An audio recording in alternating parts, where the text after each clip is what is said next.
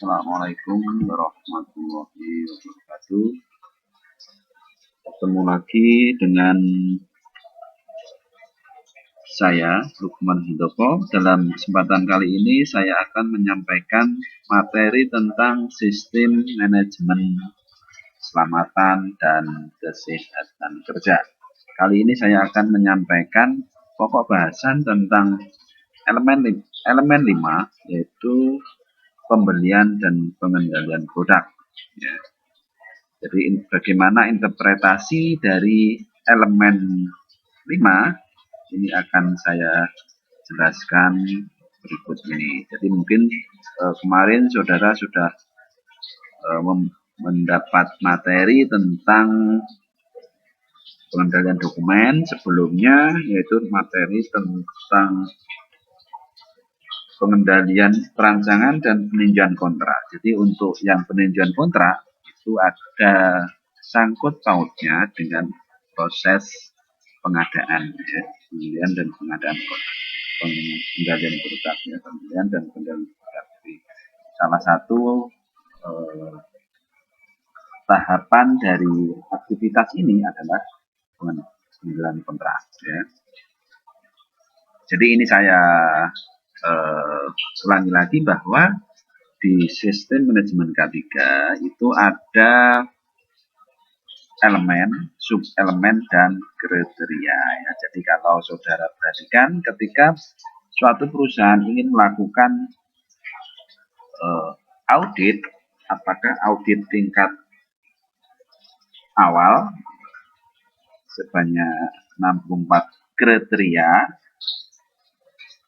atau tingkat transisi yaitu sebanyak 122 kriteria atau tingkat lanjutan, ya, sebanyak full 166 kriteria. Jadi total dari kriteria di sistem manajemen K3 itu ada 166.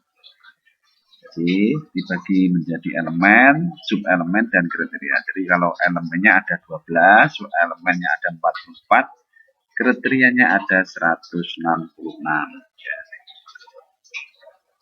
Jadi untuk kali ini kita akan membahas elemen 5, yaitu tentang pembelian, ya, pembelian. Jadi kalau lengkapnya adalah pembelian dan pengendalian produk. Jadi ada 4 subelemen dan ada 9 kriteria. Jadi nanti ada yang full total, ya, harus dipenuhi. Jadi ada tingkat awal itu ada 3 kriteria, yaitu 511, 512, dan 521. Nanti saudara cek.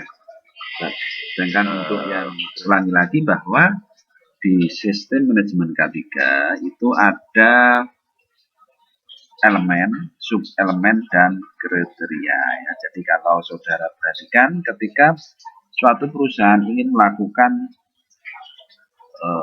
audit, apakah audit tingkat awal sebanyak 64 kriteria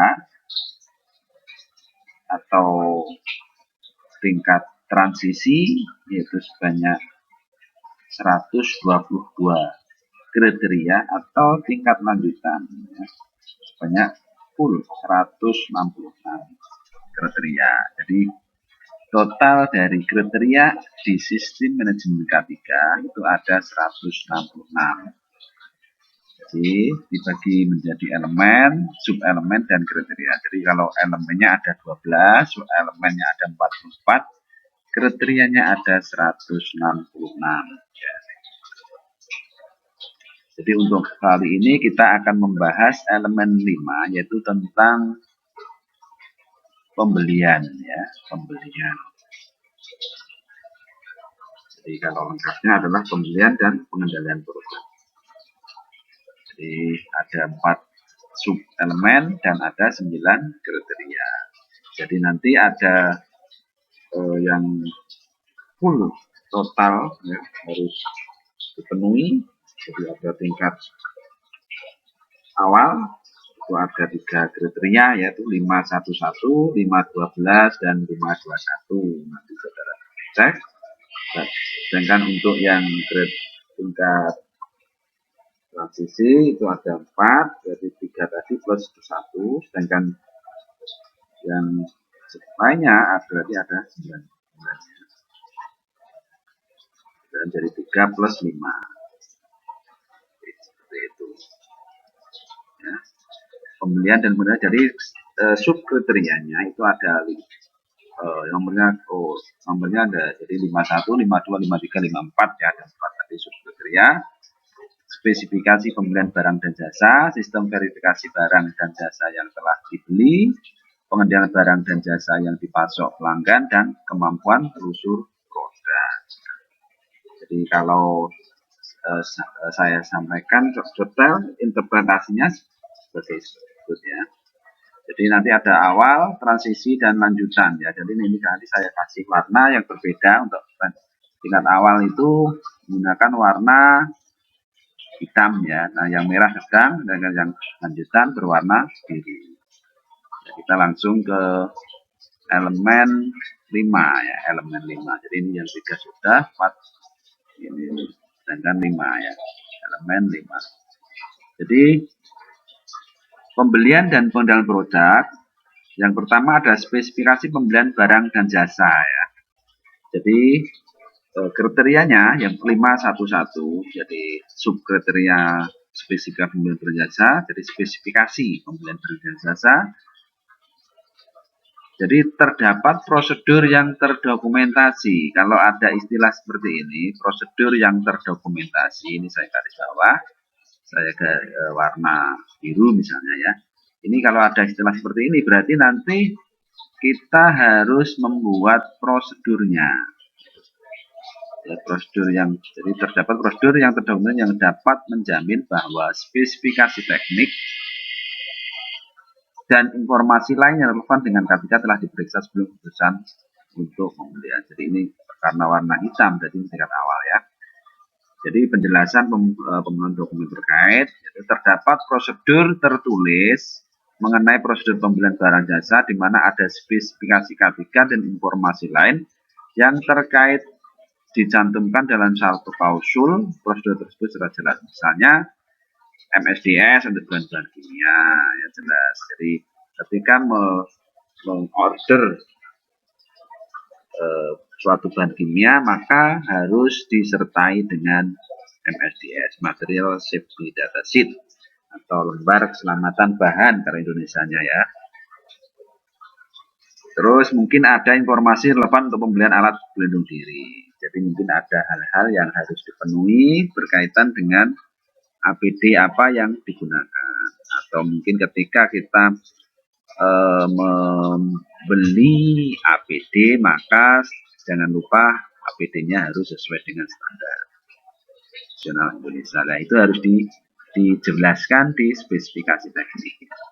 Jadi ada prosedurnya seperti apa. Jadi kalau saudara ingin lihat spesifikasi teknis seperti ini. Jadi spesifikasi teknis itu misalnya contoh ya, nama, misalnya mesin apa dan sebagainya. Nanti ada hal lain yang harus disampaikan. Ya. Jadi misalnya harus bersertifikat kalau peralatan ya ini software ya mungkin ada lisensi yang bisa diberikan atau mungkin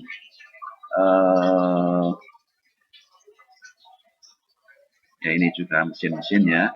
Terus atau mungkin ini ada saya contoh pembuatan kimia ya seperti ini. Nah ini nanti ketika mengajukan ini ada jadi ada barangnya apa ini contoh di lab kimia misalnya pembelian etanol HCl dan sebagainya ini harus nanti spesifikasi seperti ini merek misalnya apa konsentrasinya berapa dan nanti ketika mengajukan itu harus disertai dengan MSDS-nya dan sebagainya ya. Ini contoh spesifikasi. Jadi spesifikasi teknik dan harus dipenuhi MSDS. Atau mungkin nanti juga disertai dengan alat pelindung diri apa yang sesuai dengan pengoperasian ini dan sebagainya. Jadi alatnya apa? Jadi nanti dalam pengadaan barang dan jasa itu biasanya barang kalau di kampus itu biasanya ada permintaan dari lab ya, permintaan dari lab biasanya diminta untuk menyetorkan spesifikasi teknik, bahannya apa, spesifikasi amat, berapa volumenya, terus satuannya apa, dan sebagainya ya. Dan nanti disampaikan ke bagian pengadaan. Yaitu sebelum pengadaan biasanya dilempar ke WD2 ya, WD2, dan nanti baru dilempar ke pengadaan. Itu ada berbentuk HPS, perkiraan harga, dan nanti sama bagian pengadaan akan diteliti lebih detail apakah sesuai dengan spesifikasi teknis, sesuai dengan aturan-aturan K3 dan sebagainya. Jadi kita balik lagi ke sini ya. Jadi terdapat prosedur informasi depan. Terus spesifikasi pembelian untuk setiap sarana produksi zat kimia jasa harus dilengkapi spesifikasi sesuai dengan persyaratan peraturan undangan K3 ya, jelas.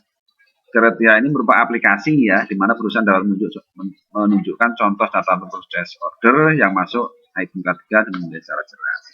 Jadi secara gamblang spesifikasinya nanti didetailkan ya, zat kimia ya ada MSDS, terus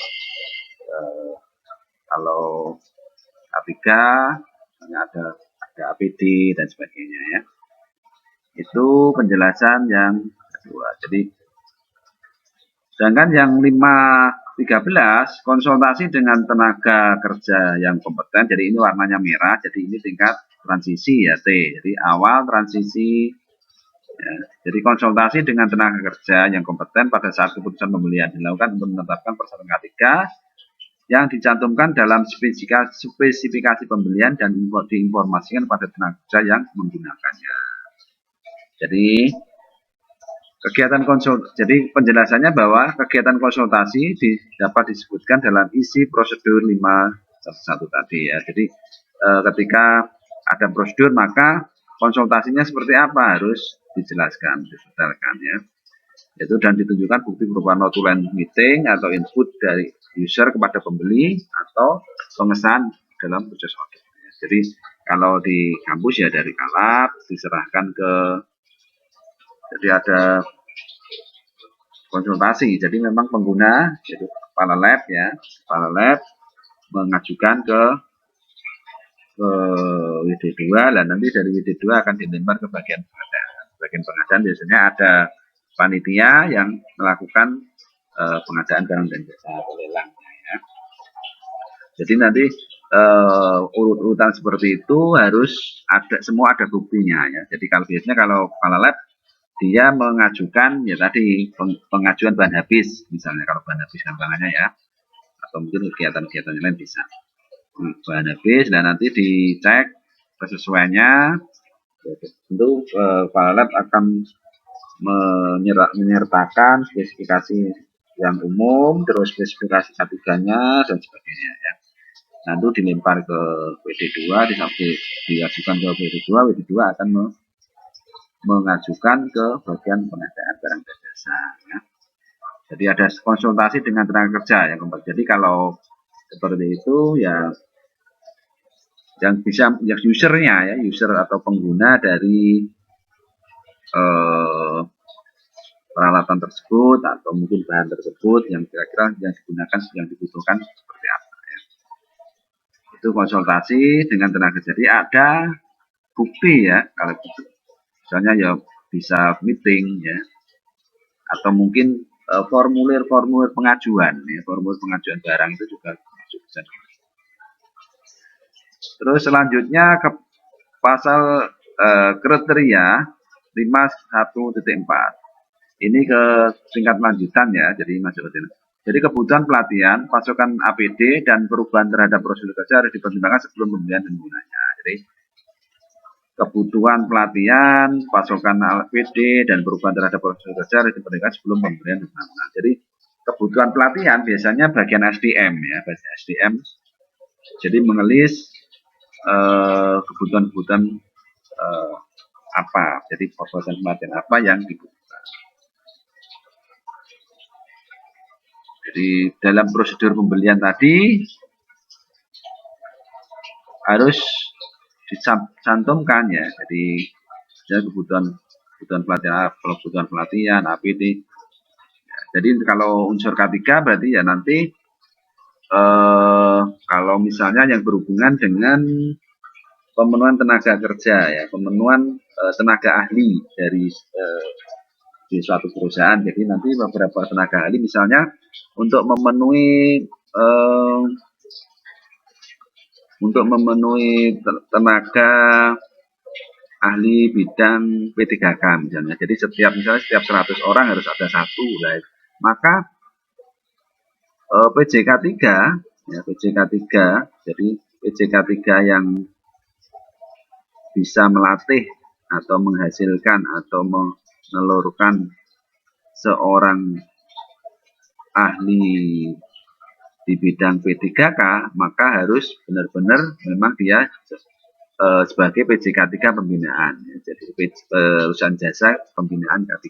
Jadi masuk pembinaan K3. Dan nanti dia memiliki surat penunjukan sebagai PJK3 pembinaan K3. Perusahaan jasa K3 dalam hal pembinaan K3 ya. Jadi pembinaan itu biasanya yang berhak untuk melakukan pembinaan pendidikan dan pelatihan. Yaitu misalnya kalau P3K ya P3K, dan nanti dikeluarkan oleh provinsi ya, kalau P3K cukup provinsi. Terus kalau yang misalnya ahli K3 kebakaran misalnya untuk D ya, jadi misalnya untuk 100 tenaga kerja butuhkan 2 misalnya 2 orang satu perusahaan atau setiap 25 4 ya, setiap 25 1 berarti kalau 100 4. Jadi seperti itu ya. Jadi maka yang berhak melakukan pelatihan itu harus PJK3 pembinaan misalnya di bidang pemadaman kebakaran. Jadi sudah berhak. Kalau enggak ya nanti tidak bisa ya. Jadi misalnya pemilihan pembelian, kalau pembelian itu berarti barang, kalau pelatihan yang itu pemilihan vendor dari PJK3 itu harus benar-benar ya, dia memang sudah memiliki sertifikat sebagai PJK3 pembinaan K3. Jadi seperti itu. Jadi kebutuhan pelatihan AP dan lain bisa disebutkan dalam prosedur pembelian dan dapat dibuktikan berupa catatan proses waktu yang telah melengkapi K3 ya. Jadi catatan-catatannya ada dan sesuai kriteria-kriteria yang dibutuhkan itu harus ada dimasukkan. Bentuk peninjauan dapat dalam bentuk pengesahan dalam purchase order atau hasil penilaian produk atau jasa yang baru sebelum pembelian. Misalnya penilaian dalam pembelian APD dan lain-lain. Jadi harus dilakukan tinjau ulang. Seperti tinjauan kontrak kemarin ya. Jadi yang sesuai yang bisa memenuhi persyaratan-persyaratan yang telah dijanjikan itu akan bisa melaju atau bisa dijadikan pihak kedua dari suatu perusahaan atau rekanan untuk bisa mengikuti kontrak. Demikian juga untuk yang seperti ini ya. Jadi ini nanti hubungannya dengan penilaian ini bisa masuk ke kontrak, evaluasi kontrak. Peninjauan ulang perusahaan dalam proses. Jadi ini ditinjau ulang. Jadi mulai dari kepala lab misalnya, atau kalau pelatihan biasanya dari SDM. Kalau SDM kita yang misalnya ya dari WD2 ya. WD2 itu biasanya masukan dari prodi, dari jurusan, nanti disaring dan sebagainya. Jadi tingkatannya mulai dari sudah ditentukan, misalnya harus menggunakan vendor yang sudah PJK3. Terus nanti dicek lagi oleh dari prodi, dicek lagi oleh jurusan nanti dimajukan ke WD2. WD2 nanti juga diserahkan ke bagian pengadaan. Jadi di bagian pengadaan juga melakukan tinjau ulang apakah sudah sesuai dengan peraturan. Jadi seperti ini. Jadi berjenjang. Persyaratan yang selanjutnya 515, persyaratan K3 dievaluasi dan menjadi pertimbangan dalam seleksi pembelian. Jadi formulir seleksi supplier dan subkon misalnya. Formulir seleksi misalnya ada CSMS ya. Jadi kontraktor safety management system ya, dipilih memenuhi persyaratan K3 data seleksi masuk ke proses pembelian. Jadi dalam proses pembelian itu harus jelas ya. Kalau istilah pembelian karena umum ya, jadi bisa jasa karena pembelian itu bisa pembelian barang dan jasa ya. Jadi bisa barang, kalau jasa berarti ya harus di bukan. Kalau misalnya proyek biasanya supplier atau pemulai seleksi munculnya ada CSMS -nya. CSMS kontraktor safety management system dan itu memenuhi persyaratan K3. Jadi beberapa persyaratan K3 itu sudah dimasukkan. Terus selanjutnya sistem verifikasi barang jasa telah dibeli ya. Ini kalau warnanya hitam berarti ini tingkat awal ya. Barang dan jasa yang dibeli diperiksa sesuai dengan spesifikasi pembelian. Jadi setelah misalnya spesifikasi barang ini ya, ini misalnya diminta ini plus atau mungkin alat ya. Jadi spesifikasi seperti ini ya. Spesifikasi diminta seperti ini. Nah nanti ketika barang datang ya, jadi barang datang maka setiap barang jasanya masuk harus diperiksa sesuai dengan spesifikasi yang telah disetujui sebelumnya. Kalau di kampus itu biasanya ada bagian penerimaan ya, PHB, panitia penerimaan barang ya, PHB. Jadi panitia penerimaan barang itu harus ngecek ya. Jadi dulu spesifikasinya yang diminta apa, terus sekarang yang datang seperti apa. Maka kalau tidak sesuai maka berhak untuk menolak, tidak menerima ya. Jadi dipersetujukan penerima barang oleh pihak gudang. Jadi contoh itu. Jadi ada sebenarnya belum masuk gudang itu ada bagian penerima barang, dan nanti penerima barang akan baru diserahkan ke gudang. Jadi PPH pegawai penerima hasil PPH pekerjaan ya, PPHP ya, pegawai penerima hasil pekerjaan. Hasil pekerjaan itu berarti hasil pengadaan barang dan jasa ya. Jadi seperti itu.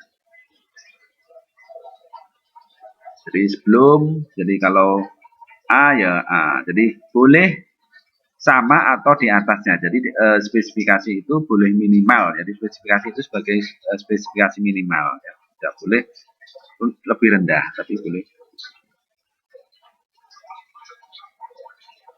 Ya itu seperti itu. Terus yang selanjutnya, model barang jasa yang dipasok pelanggan. Barang dan jasa yang dimasuk pelanggan sebelum menggunakan terlebih dahulu diidentifikasi penerima biaya, dinilai resikonya, dicatat, dan catatan tersebut dipelihara untuk memeriksa prosedur. Ya.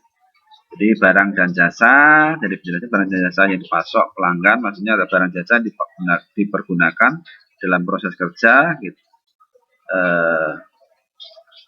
Untuk kemudian setelah selesai kembalikan lagi kepada pelanggan. Jadi kalau identifikasi konten biayanya, jadi potensi bahayanya apa, dan jadi masuk kalau sebelumnya tidak ada potensi bahaya A, kalau ada yang baru bisa jadi ada potensi baru, maka harus dilakukan identifikasi. Jadi 211 prosedurnya itu harus lengkap ya, barang jasa, pasok dan sebagainya itu harus masuk. Jadi seperti itu. Terus kemampuan telusur produk ya.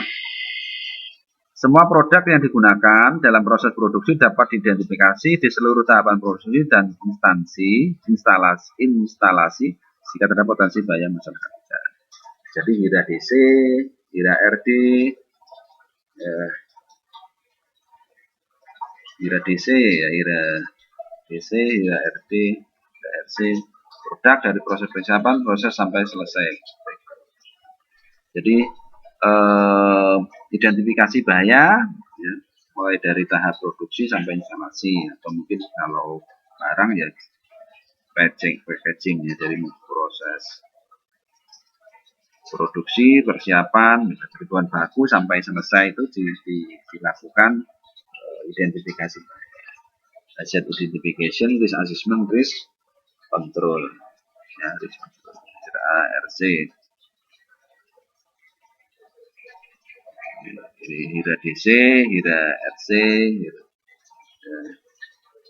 determining control atau risk control atau opportunity ya. Jadi tergantung dari, jadi mungkin saudara suatu perusahaan menggunakan istilah berbagai macam ya, Hira DC, Hira RC atau Hira opportunity. Jadi kalau Hira risk control itu acuannya OSAS 18.001 1999 ya. Kalau yang Hira DC determine control itu menggunakan OSAS 2000 OSAS 18.001 2007 ya. Kalau yang ISO 45001 tahun 2018 itu menggunakan opportunity.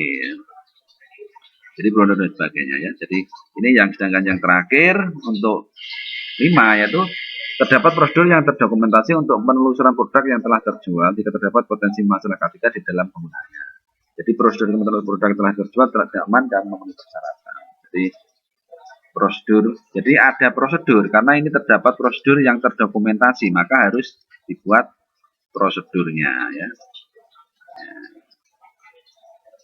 Saya garis bawah ya, karena ada ini maka harus ada prosedur, saudara harus membuat prosedurnya ya. Prosedur kemampuan telusur, jadi terjual ya jika terdapat potensi kemungkinan. Jadi contoh dari identifikasi bahaya, jadi ini contoh ya, jadi mungkin prosedur identifikasi penelusuran produk ya. Jadi biasanya ini saudara sesuaikan dengan model dokumennya ya. Jadi model dokumen dari suatu perusahaan seperti apa? Misalnya ini ada covernya ya, prosedur identifikasi. Misalnya di bawahnya sini ada nomor prosedur bisa. Sini ada logo misalnya, terus ini ada alamat perusahaan. Terus ini logo perusahaan, nah modelnya macam-macam kan, saudara tergantung kesepakatan nanti diberi identitas. Sebelah kiri, terus ini nama prosedurnya, identifikasi dan penelusuran produk. Yang tengah ini nomor dokumen berapa? Nomor dokumen itu nanti sama dengan yang di sini, misalnya ada nomor dokumen ya. Terus ini revisi 00 berarti belum ada revisi. Tanggalnya berapa? Ya nanti disamakan semua tanggalnya berapa. Halaman 1 hari. Terus ini lembar pengesahan ya, lembar pengesahan. Biasanya disusun oleh siapa? Nama cepat susun, tanda tangan. Terus diperiksa. Biasanya kalau pemeriksa itu adalah bagian P2K3 ya. Sekretaris P2K3 berarti seorang ahli K3 umum. Terus disetujui itu oleh ketua P2K3 yaitu suatu direksi atau duduk pimpinan dari suatu perusahaan. Jadi tentu sebagaimana dokumen pasti ada riwayat perubahan dokumennya ya. Misalnya revisi 0 ya, bisa berarti ini tanggal 8 misalnya, 8 Agustus contoh ini ya. Jadi ini ada daftar isi ruang lingkup. Prosedur ini mencakup kegiatan identifikasi kemampuan telusur terhadap bahan yang dipakai maupun produk yang dijual apabila dapat masalah K3. Tujuan prosedur ini dimaksudkan untuk memastikan bahwa aspek K3 telah dipertimbangkan pada saat melakukan proses produksi, proses-proses perubahan yang digunakan, dan produk dijual agar tidak masalahnya dan sebagainya. Prosedurnya ini. Setiap identifikasi terhadap barang yang digunakan pada saat produksi, catat form identifikasi atau penelusuran produk. Sebelum memulai proses produksi, setiap barang yang digunakan catat dengan nama barang, tanggal kedatangan, tanggal penggunaan barang, dan sertifikat bahan. Misalnya. Sebelum memulai proses produksi, jadi ada pencatatan ya, mulai dari nama barang, tanggal datang, tanggal penggunaan, terus sertifikasi barang kalau ada ya. Setiap produk yang dijual atau dikirim ke pelanggan dilakukan identifikasi dengan penggunaan form identifikasi penulis produk, ini nama produk, tanggal, dan sebagainya ya. Apabila terjadi masalah terkait proses produksi atau instalasi atau produk dikirim, harus dapat dilakukan penelusuran terhadap masalah K3 yang timbul. Apakah terjadi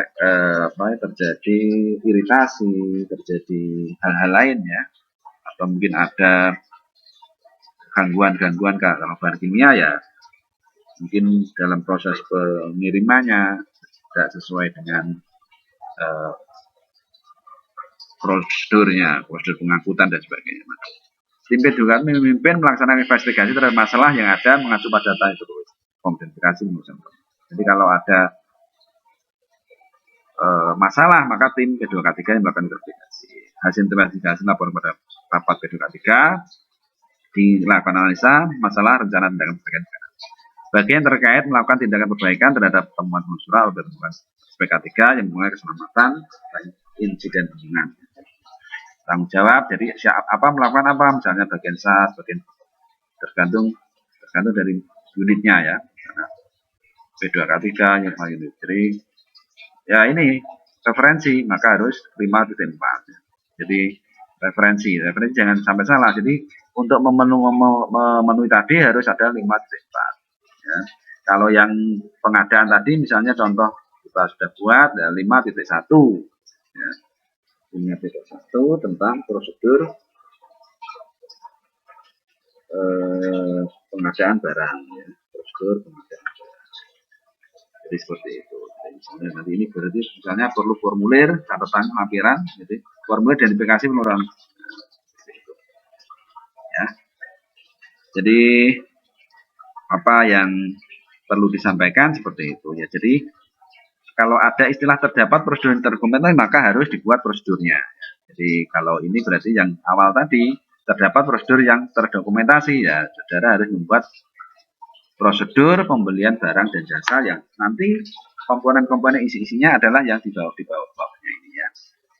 Jadi pemenuhan K3, spesifikasi teknik K3, ya, ada konsultasi dan sebagainya itu harus dimasukkan ke dalam prosedur K3.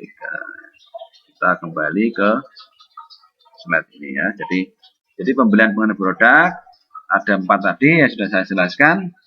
Jadi harapannya dari penjelasan ini ada gambaran ya, ada gambaran kepada saudara, ada gambaran kepada kita semua bahwa interpretasi dari elemen 5 pembelian dan pengendalian produk itu seperti itu.